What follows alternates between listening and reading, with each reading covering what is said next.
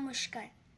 আজ আন্তর্জাতিক মাতৃভাষা দিবস উপলক্ষে সকল ভাষা শহীদদের প্রতি আমার বিনম্র শ্রদ্ধা জানিয়ে এবং বাংলা ভাষাকে ভালোবেসে আমার পরিবেশনায় কবি চন্দননাথের লেখা কবিতা একুশের গানে। একুশের গানে প্রাণের গভীরে ঢেউ জেগে ওঠে যদি, কোন সে শ্যাওলা বাঁধবে বলয়ে বর্ণমালার নদী। সে নদীর থেকে উথলিয়ে ওঠা অক্ষরে অক্ষরে সূর্যের আলো চাঁদের জোছনা দিন রাত ঝরে পড়ে।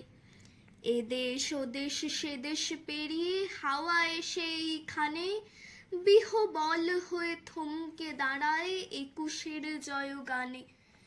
মেঘ তার বুকে অবা ক খ লেখে, লেখে আর উড়ে যায়। অক্ষরে গেথে স্বপ্ন ছড়ায় আমাদের আঙিনায়। সেই স্বপ্নই সযত্নে তুলে তোমাদেরই মতো করে রেখে দিই আমি আমারও মনের প্রতিটি পৃষ্ঠা ভরে।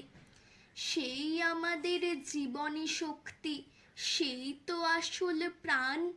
মন্থনে যার জেগে ওঠে শত কাহিনী কবিতা গান। সে প্রাণে নতুন সাড়া নিয়ে এলে 21শে ফেব্রুয়ারি। বলো তো শহীদ, তোমাদের কথা কি করে ভুলতে পারি? নমস্কার।